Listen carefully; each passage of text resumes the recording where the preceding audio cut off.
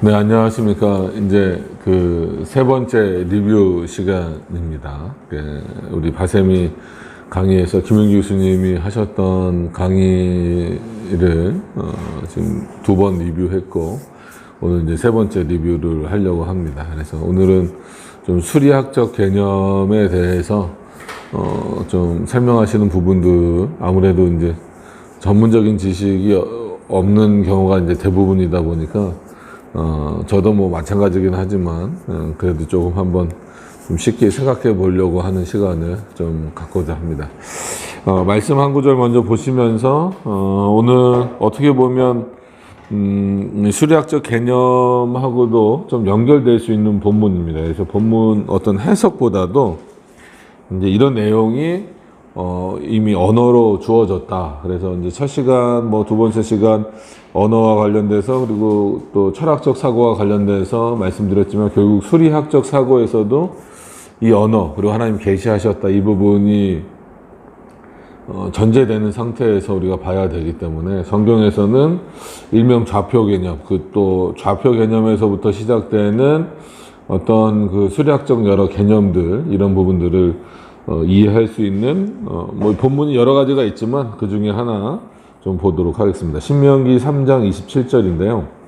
제가 보면 이렇게 나옵니다. 저는 이제 개역 한글판인데, 너는 비스가 산 꼭대기에 올라가서 눈을 들어 동서남북을 바라보고 내 눈으로 그 땅을 보라. 내가 이 요단을 건너지 못할 것임이니라.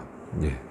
뭐 신학적 해석을 지금 하려는 건 아니고, 동서남북 이렇게 나왔잖아요. 그러면 우리가 쉽게 얘기해서 나침판 개념도 그렇고 동서남북을 할 때는 지금은 자연스럽게 우리가 1차원적인 뭐 어떤 점이나 2차원적인 그런 생각 위에 표출해 낸다고 하더라도 결국은 이제 좌표 개념으로 설명을 할 수밖에 없겠죠. 그래서 보통은 우리가 이제 데카르트를 뭐 합리주의다 뭐다 이래서 지난 시간에 말씀드린 것처럼 철학의 입장에서도 설명을 하지만, 좌표 개념, 즉 X축, Y축, 그 다음에 뭐 Z 뭐 이런 개념들을 뭐라 그럴까요? 이렇게 공식화한 뭐 수학자로도 우리가 이제 데카르트를 평가를 하잖아요. 그래서 데카르트의 좌표 개념이다, 이런 개념들을 많이 갖죠. 그래서 그럼 그 개념이 우리는 어디서 왔다라고 보냐면, 이런 하나님이 일상 용어처럼 주어지는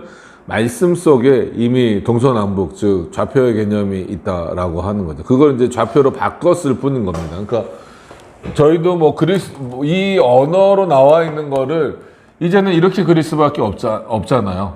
그러니까 뭐 동서 남 북 이런 뭐 나침판 개념으로 이렇게 그릴 수 있다면, 이거를 어떤 그 좌표 개념으로 결국 바꾼 게 뭐 이거를 이제 X축이라고 하고 이걸 Y축이라고 하자, 뭐 이런 개념인 거죠. 그래서 이제 뭐 그래프가 어떤 방식으로든지 쭉쭉 이렇게 그려져 나가는 어떤 그런 개념인 거죠. 그러니까 좌표 개념이 저렇게 형성이 되면서 결국은 뭐 방정식 개념, 뭐 이런 수리학적 개념들이 들어오게 된 겁니다. 그래서 지금 수학을 단순히 비판하고자 하는 그런 의미로서 교수님이 말씀하고 계시는 것이 아니라, 오히려 그런 수리학적 개념들이 어디서부터 왔는가, 그러니까 점, 선, 면 이런 것들을 말하고 있었던 플라톤에게도 어떻게 보면 수리학적 개념은 있었다라는 거예요. 그러니까 뭐 이데아적인 사고, 1차원적인 사고, 2차원적인 사고. 그러니까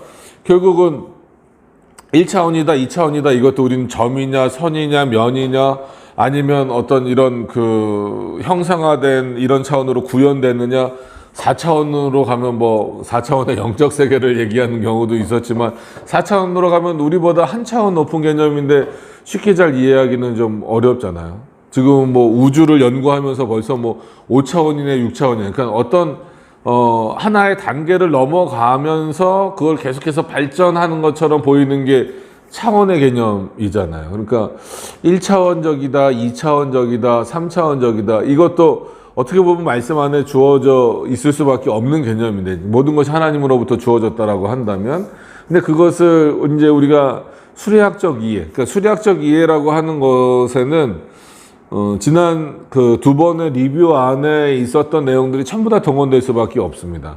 말씀하신 하나님, 또 우리에게 언어를 주시는 하나님, 또 언어를 주셔서 이렇게 적응하시는 방식으로. 그러니까 인간에게 적응하셨다라고 했을 때에는 하나님의 뜻이 낮춰진 게 아니잖아요. 우리가 이해할 수 있는 방식으로 또 보편적으로 일상적으로 쓰는 언어들을 사용하시는 그런 차원에서 계시하셨다라고 하는 것이기 때문에, 그러니까는 좀 너무 비약 아닙니까? 이렇게 표현하실 수도 있죠. 동서남북이라는 이런 어떤 성경 구절을 가지고 이걸 어떻게 좌표라고 할 수 있습니까? 라고 말할 수 있지만, 그러나 언어학적 차원에서 놓고 보면 결국은 그 좌표라고 하는 것도 동서남북이라고 하는 큰 틀, 그리고 그거를 X축, Y축으로 우리의 그 인지, 그러니까 지향성과 판명성의 오류가 있는 우리의 인식이 한계 안에서 이해해 보려고 하다 보니까 왜 X축이냐, 왜 Y축이냐, 그거는 잘 몰라요. 그러나 그렇게 정의를 내렸고, 그렇게 그것을 표현하기로 했고, 그 다음부터는 그러면 X는 뭐냐, Y는 뭐냐, 그럼 0부터 몇 가지 무한대로도 갈 수 있고, 또 Y도 0부터 쭉 무한대로 갈 수 있는 방식. 그게 서로가 만나는 점을 직각관계처럼 이제 표현하게 되는 거죠. 그러니까 이런 형태의 수리학적 사고들이 발달하고 발전하게 되면서 하나님의 영역이 조금 더 드러나는 방식이라기보다는, 물론 뭐 하나님은 창조하시고 지금도 자신의 뜻대로 역사하시기 때문에 과학자들이나 수학자들이 자신들의 의도와 상관없이 연구를 해나가는 과정을 통하여서 궁극적으로는 하나님의 뜻이 드러나는 방식으로 역사하시지만, 그러나 그들은 그런 목적으로 하지는 않는다라는 거죠. 그럼에도 불구하고 그렇게 이런 문명이 이루어져 있잖아요. 그래서 많은 분들이 이제 뭐 저한테는 질문 안 하죠. 교수님한테 드리는 질문들이, 그러면 결국은 그런 수학적 약속들로 인하여서, 예를 들어서 뭐 1 더하기 1이 2가 된다. 이게 약속이잖아요. 그러니까 실제 역사 안에서, 아니면 우리의 어떤 이 물질 세계 안에서 1 더하기 1이 2가 된다라는 개념 자체는 생각보다 찾기 어렵거든요. 그럼 뭐 쉽게 예를 드는 대로 뭐 연필 하나 더하기 연필 하나면 연필 2개가 된다. 이거는 성립이 될 수 있지만, 물 한 방울에다가 또 물 한 방울을 더하기 한다고 하면 그게 물 2방울이 되느냐? 그렇진 않잖아요. 그럼에도 불구하고 1 더하기 1은 2가 된다고 하는 이런 수리학적 정의를 내려놨기 때문에 이런 직선도 만들 수 있는 거고요. 또 곡선도 만들 수 있는 거. 그게 이제 이렇게 평면에 그래프화되고, 그 평면에 그래프화된 것이 이제 그 평면으로 그려지는 거지만, 예를 들면 이런 거죠. 넓이를 구하라. 뭐 예를 들면 뭐 이렇게 삼각형의 뭐 높이를 구하고 뭐 이런 어떤 1차원적인 거에서 뭐 이렇게, 제가 그림을 잘 못 그립니다. 뭐 우리 수학 시간에 많이 배운 거잖아요. 이거의 넓이를 구하라. 그럼 뭐 이것도 뭐 표현적으로는 1차원이지만 넓이와 하는 거니까 그 공간이 나오다 보니까 자연스럽게 2차원적인 사고를 갖게 되는 거죠. 그럼 이런 것들을 계산해내기 위해서도 결국은 점이 됐건 면이 됐건 이런 수리학적인 정의가, 그리고 이렇게 하다 보니까 당연히 뭐 밑변의 개념, 또 높이의 개념, 직각의 개념, 각도의 개념, 이런 것들이 나오게 되고, 그러면은 당연히 좌표 개념으로부터 따라올 수밖에 없고, 그 이후에 따라오는 게 방정식인 거죠. 그럼 우리가 뭐 보통 중학교 때부터 많이 배우지만, 방정식의 개념 자체가 너무 어려운 개념들이다 보니까 그거를 축약해서 뭐 x를 1이라고 하자. 이렇게 정의를 하는 거예요. 그 문제가 나올 때 보면 이렇게 나오잖아요. 뭐 y를 2라고 하자. 뭐 이런 식으로 하고 문제를 풀잖아요. 뭐 x 플러스 y는 그럼 몇이겠는 거. 그러면 이렇게 정의했으니까 이건 3이 되는 방식이겠죠.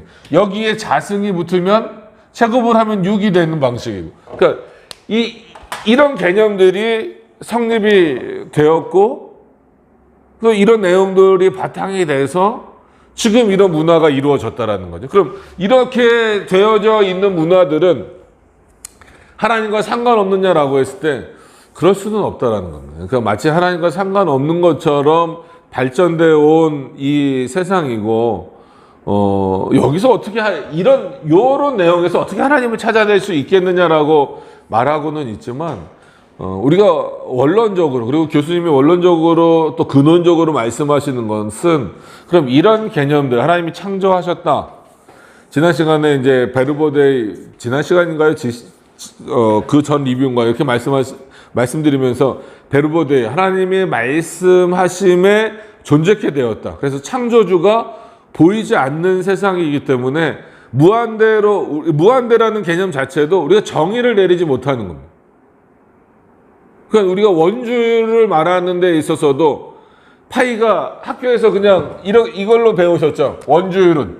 파이는 뭐예요? 3.14. 그럼 이게 뒤에가 딱 떨어진 겁니까? 아니잖아요. 뭐 이렇게 슈퍼컴퓨터나 아주 성능 좋은 컴퓨터에 돌려봐도 수 없는 뭐 몇 천짜리까지 가고 있지 그 끝을 모른단 말이에요. 근데 우리가 공식을 만들어낼 때 그걸 다 넣어서 할 수는 없잖아요. 그냥 파이는 3.14로 하자. 그렇게 정한 겁니다. 그렇게 정한 게 공식이 되고 그게 문명화된 거예요.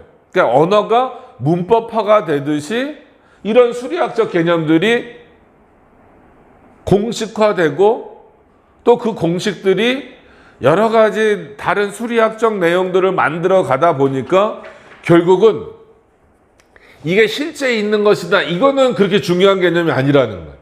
어떻게 이것을 정의했느냐가 수리학적 개념이 된다라는 거죠. 그러니까 수학자들이 거짓말쟁이라는 건 절대 아닙니다. 뭐 물리학자들이 거짓말쟁이라는 건 절대 아니지만 어찌됐건 간에 알 수 없는 영역들에 대해서, 그러니까 파이도 하나 제대로 계산해내지 못하는 죄송합니다. 수학과 물리학의 영역이 있음에도 불구하고 결국은 이런 문명 세계를 만들어내고 또 이 우주와의 관계를 이루어가는 것 자체는 그 뒤에서 역사하시는 그 하나님의 아주 세밀하시고 이런 역사가 아니면은 이해할 수 없다라는 거죠. 그래서 지난 시간에 이제 먼 원인을 프리모 카우자, 가까운 원인을 세칸 카우자 이렇게 했잖아요. 그러면은 어떻게 보면은 이런 수리학적 영역들은 세칸 카우자의 영역인데, 쯔빙글리나 어거스틴의 표현을 따르면 쯔빙글리 같은 경우는 제2 원인은 그건 악한 원인이다 이렇게까지 표현을 했거든요. 그렇게 말한 이유는 거기 하나님 빠져 있다라는 거예요. 오히려 그 원인에서만 생각하고 거기서만 모든 근원을 찾아내려고 하고 거기서 모든 원인을 찾아내려고 하면 실제로 하나님이 누구신지 전혀 알 수 없는 방향으로 가고 죄를 쌓는 방향으로 갈 수밖에 없다라는 거죠. 그냥 가장 이성적이다라고 생각하는 어떤 그런 수리학적 사고, 이런 사고들이 결국은 오히려 하나님으로부터 이제 동서남북, 너희가 동서남북이 어디 있는지 아느냐, 해가 어디서부터 뜨거워지는지 아느냐. 여러분 창조 자체가 그렇잖아요. 하나님 그렇게 만드신 거잖아요. 그러니까 창세기 5장도 보면 이런 거예요. 제가 잠깐 읽겠습니다.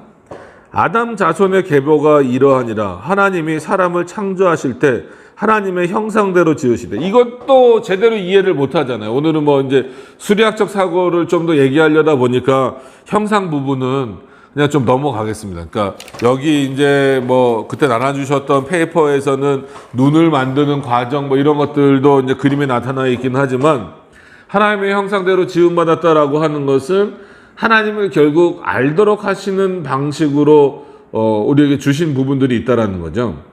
그래서 조금 더 그런 차원에서 그냥 읽고 넘어가겠습니다. 이 부분을 오늘 설명할 수는 없으니까. 남자와 여자를 창조하셨고 그들이 창조되던 날에 하나님이 그들에게 복을 주시고 그들의 이름을 사람이라 일컬으셨다라니.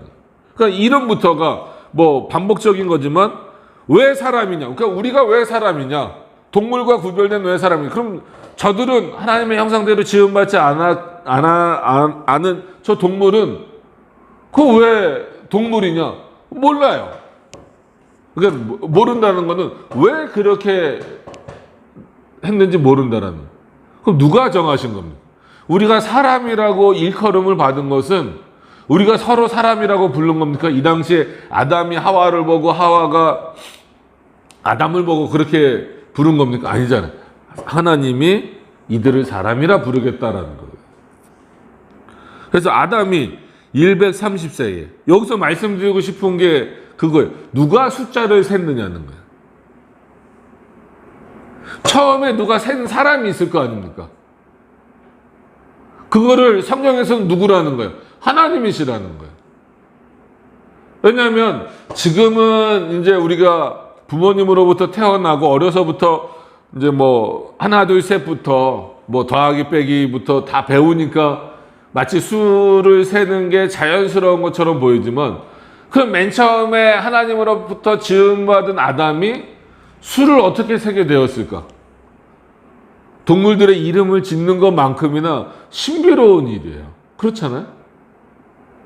근데 지금 여기서 분명히 말하고 있어요. 아담이 130세. 지금 우리로 기준으로 하면 엄마 뱃속에서 태어났다. 그러니까 뭐 몇 살입니다, 몇 살입니다, 몇 살입니다 이렇게 얘기할 수 있잖아요. 그죠? 다들 나이가 어떻게 되십니까? 그러면 뭐 나이를 줄이려는 분은 뭐 만으로 몇 살입니다. 그럼 뭐 이렇게 하고. 근데 생각해 보세요. 아담은 어떻게 창조됐습니까? 어린아이, 엄마 뱃속에서 나오는 그 갓난아이로 창조된 게 아니고 우리가 다 알다시피 성인으로 창조됐어요. 그러니까 성인이란 개념은 알지만 몇 살 정도로 창조됐습니까? 그건 모르잖아요. 그래서 성인이란 것만 알지. 그러니까 그러니까 인간 부모의 돌봄이 없이도 살아갈 수 있는 정도의 성인으로 창조하셨다라는 거예요. 그러면 하나님이 아담을 향하여서 여기 말하는 대로 130세를 살았다 그러면 언제일까요? 아담이 창조되었을 때부터요. 그 아담은 우리 개념으로 놓고 보면 여기에 최소한 20년 이상은 더 더해야 되겠죠. 왜? 성인으로. 보통 우리 기준에서 생각해 봅시다. 이것도 참 하나님 앞에서는 옳은 건 아니지만 우리나라에서 성인의 기준이 몇 살입니까? 우리나라에서만.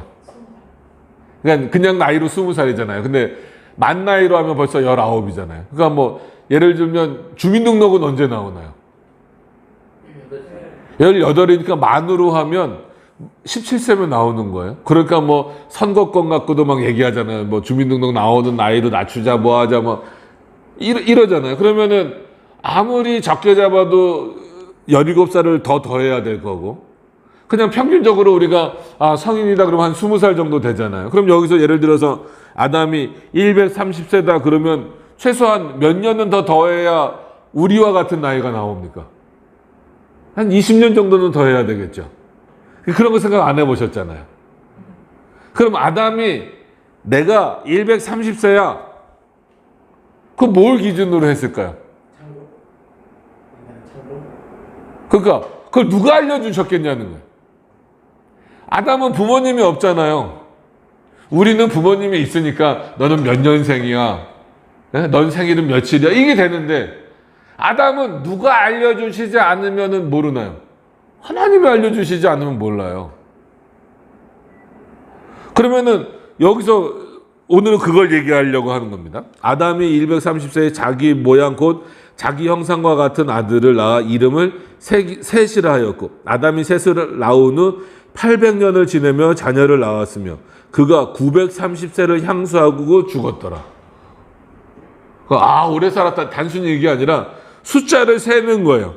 계속해서 셋은 105세에 에노스를 낳았고 에노스는 807년을 지내며 자녀를 낳았으며 그가 920세를 향수하고 죽었다. 이런 거예요. 그래서 쭉 무두셀라까지 이렇게 쭉 나오잖아요. 무두셀라는 되게 오래 살았죠. 무두셀라를 낳은 후 300년을 하나님과 동행하며 자녀를 낳았으며 그가 365세를 향수하였더라. 이런 내용들입니다. 그러니까 이제 뒤에 이제 에녹도 죽음을 보지 않는 거. 이거는 물리학적 영역이기 때문에 글쎄요, 오늘 뭐 그 얘기까지 할 수 있을지는 모르겠지만, 일단 뭐, 수를 센다라는 개념 자체가 그럼 어디로부터 왔느냐, 누구로부터 주어졌느냐라고 했을 때는 하나님으로부터 주어졌다라는. 그런 차원에서 인간의 제2원인, 칼빈도 가까운 원인 자체가 진짜 원인이 아니다라는 거죠. 그러니까 진짜 원인은 누구에게만 있는 거예요? 하나님께만 있다는 거예요. 이게 공통된 종교개혁자들, 그리고 사도들, 그 다음에 교부들에게 있던 어떤 사고예요. 그들이 뉴턴 이후에 그런 미분 적분이 생겨나면서 그 말되어지고 있는 수리학적 개념 그 정도까지 가진 못했다 할지라도 모든 것에 있어서 근원은 하나님이시고 모든 것에 있어서 원인은 하나님이시다 라고 하는 것을 분명히 말하는. 그래서 제1원인을 말하지 않고 제2원인을 말하는 것은 그건 악한 거다, 악한 원인이다, 이렇게까지 쯔빙글리는 말하고 있고, 어거스틴도 거의 그런 뉘앙스로 표현하고 있습니다. 칼빈도 아무리 가까운 원인이라고 표현한다 할지라도 그 가까운 원인 자체는 이미 본성적으로 타락한 인간이 가지고 있는 어떤 이성적 사고들이기 때문에 그거는 선한 원인이 될 수 없다라는 거예요. 그러면 이런 수리학적 사고들도 어떤 면에서는 이거는 인정할 수밖에 없어요. 우리가 언어를 아무리 하나님 주신 언어를 가지고 있고 사고를 한다고 하더라도 그 사고 자체가 오염되고 타락했다라고 한다면 거기서부터 나오는 우리가 철학적인 사고를 비판하는 이유도 그 사고는 오염된 사고고 거기엔 하나님이 없다는 거잖아요. 수리학적 사고도 마찬가지입니다. 그러니까 하나님이 없이 이 사고들을 펼쳐나가니까 하나님이 이것 가지고 문명을 이루신 건 이루신 거고, 아무리 이런 사고들과 사상들을 가지고 수리학적 개념들을 가지고 문명을 이루셨다 할지라도 그 안에서 오류가 있고, 즉 하나님이 누구신지 발견하지 못하는 부분들이 문제다라고 하는 것에 대해서는 우리가 인식을 해야 된다라는 거예요. 그러니까 교수님 강의가 어렵죠. 저도 저를 비롯해서 많은 분들이 오랫동안 들어도 참 어려운 내용입니다. 근데 그 내용을 뭐 아주 뭐 교수님처럼 설명할 수는 없습니다. 없어도 그 의미가 뭔지는 이제 알 수 있는 거죠. 그러니까 이런 수리학적 사고에서도 결국 하나님이 제외됐다라고 하는 거죠. 그러면 우리가 단순히 그냥 수학을 뒤엎어버리자 이게 아니고, 이런 수리학적 사고를 갖고 있는 가운데에서도 이것이 누구로부터 왔다라고 하는 것을 인식하자라는 거예요. 하나님으로부터 왔다라고 하는 것을 인식하자라고 하는 겁니다. 그죠? 그러니까 벌써 에너지를 적용할 때만 하더라도 MC의 자승 이렇게 하잖아요. 그럼 상수냐 변수냐 이거 가지고 이 에너지에 대해서 말하잖아요. 에네르게이아 뭐 이런 개념이란 말이에요. 그러니까 그럼 이 에너지 했을 때에는 그냥 쉽게 힘이잖아요. 그럼 보통 이 힘은 뭡니까? 힘에는 뭐가 있어요? 그러니까 이게 쉽다면 쉽고 어렵다면 어려운데, 우리가 어디다 힘을 쓴다. 그 힘을 쓸 때 뭘 든다, 뭘 던진다, 뭐 이렇게 못 같은 걸 박는다라고 했을 때 이 힘에는 뭐가 있는 겁니다. 속도가 있는 거예요. 그러니까 에너지가, 속도가 있는 거예요. 속도가. 그럼 이 속도가 있기 위해서 또 뭐가 있어야 돼요? 잡아당기는 중력이 있어야 되는 거예요. 그럼 하나님이 이 지구에 이렇게 우리들을 잡아당기는 중력을 하나님이 창조하셨다라는 거죠. 그러면 이 중력 개념이 모든 부분에 있어서 다 적용이 되느냐? 왜냐하면 아인슈타인이 이제 미분적분을 만드는 개념에서 결국은 이제 상대성 이론을 만들잖아요. 상대성 이론을 만들면서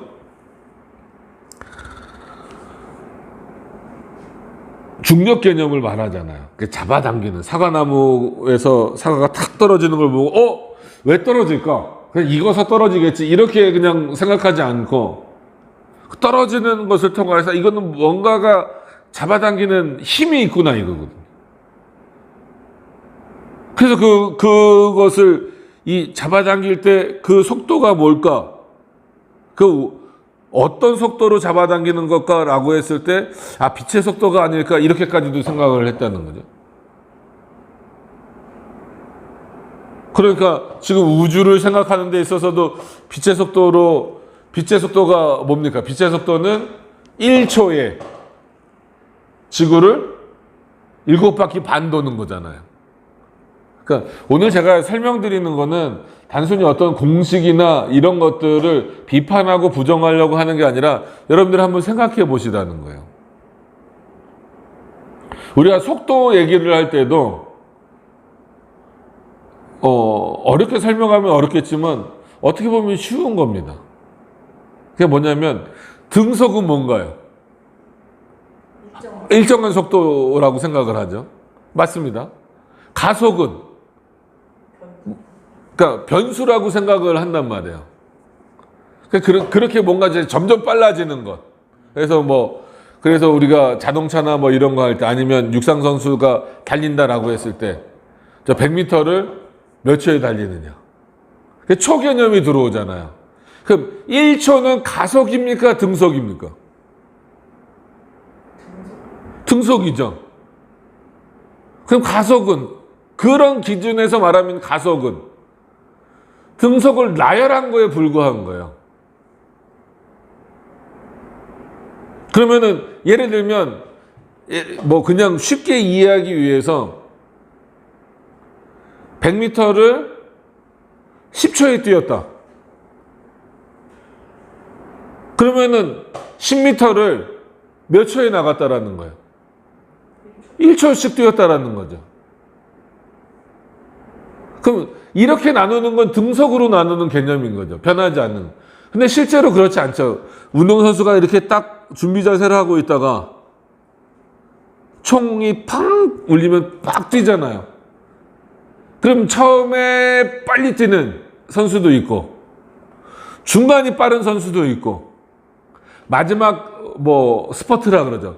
마지막에 스퍼트를 내서 막 역전하는 선수도 있잖아요. 근데 우리는 계산할 때 어떻게 계산합니까? 최종적으로 이 사람은 몇 초에 들어왔다, 이 사람은 몇 초에 들어왔다, 이 사람은 몇 초에 들어왔다. 이거를 단순히 가속이라고 생각할 수 있나요? 그럼 등속이라고 생각할 수 있나요?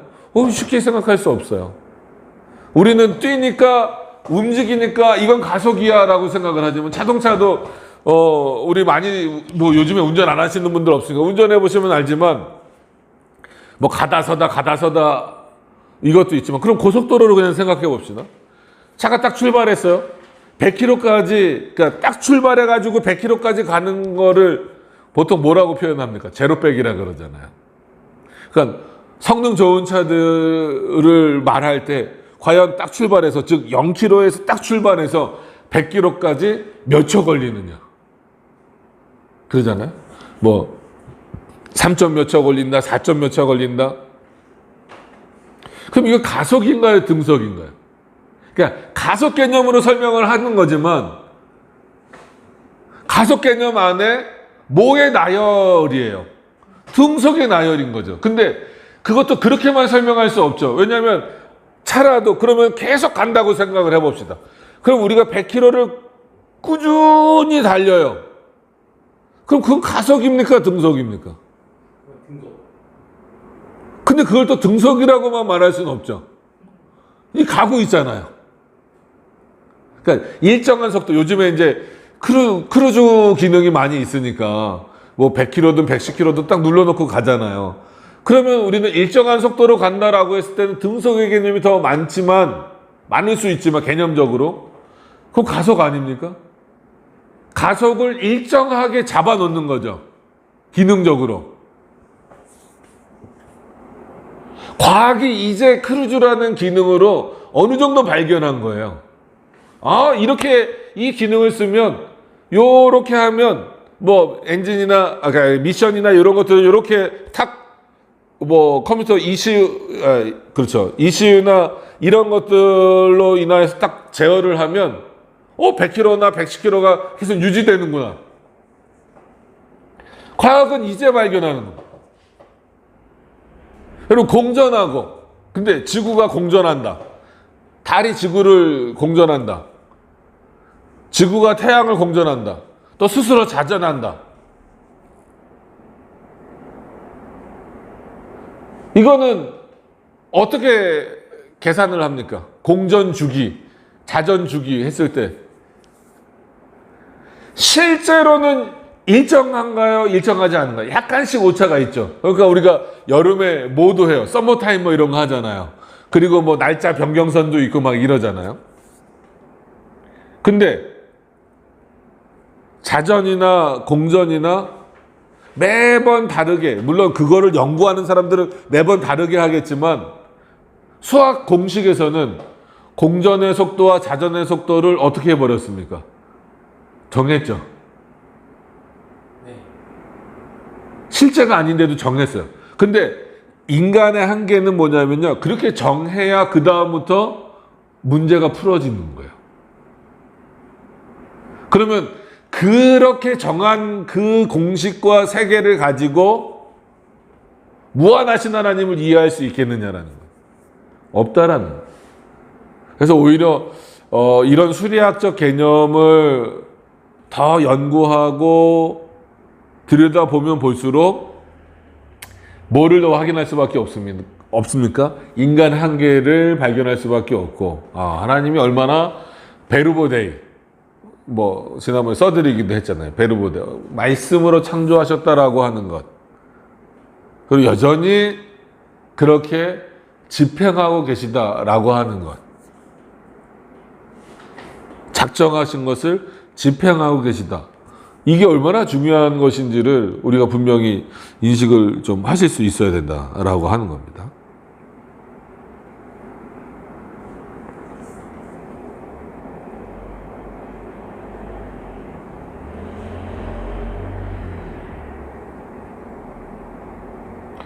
그러니까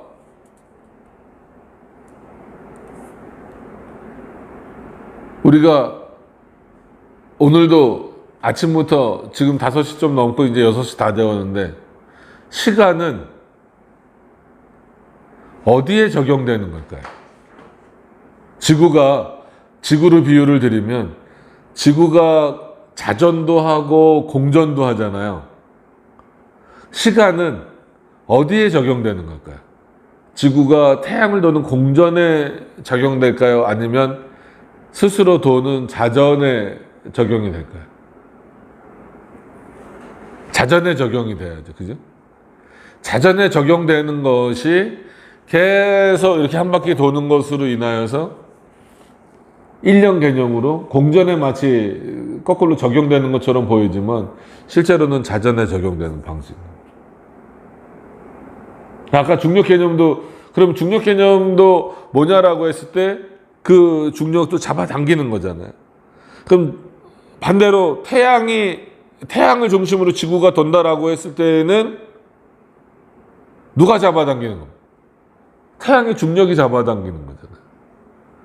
근데 자전하는 부분에 있어서는 중력이 필요 있습니까? 없습니까? 없다라는 거예요. 그럼 태양이 지구를 잡아당기는 중력하고 지구가 그러니까 지구의 위성이 달이잖아요. 달을 잡아다니는 중력하고 지구가 우리를 잡아다니는 중력하고 같습니까? 틀립니까? 다 다르죠. 일정하게 다 잡아당기지 않죠. 그게 힘이라고 말씀드렸잖아요. 그 힘에는 뭐가 있는 거예요? 시간이 아니고 속도. 근데 우리는 그거는 시간으로 착각을 하고 있을 뿐인 거죠.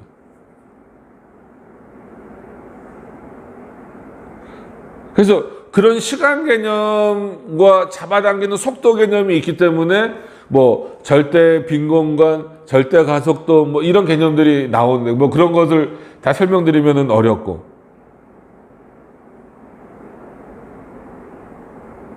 그래서 결국은 미분 적분 죄송합니다. 목이 저 시타를 들었더니 목이 말라서 그래요. 미분 적분 쉽게 얘기하면은 뭔가요? 뭔가를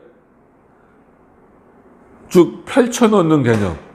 반대로 뭔가를 이렇게 쭉 합치는 개념이에요. 그래서 그냥 우리가 우스갯소리로 그런 얘기 하잖아요.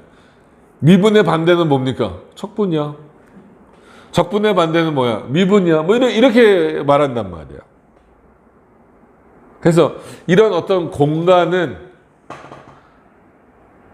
어떤 적분과 미분의 개념이 어느 정도는, 그러니까 뉴턴이 말했고 또 케플러라는 인물이 말했었던 그런 개념이 어느 정도는 적용될 수 있겠죠. 근데 시간은 그렇게 적용하기는 어렵다라고 하는 겁니다. 그러니까 그게 왜 어렵느냐 정도까지만 오늘 좀 하시면 어떨까 하는 생각이 좀 들어요.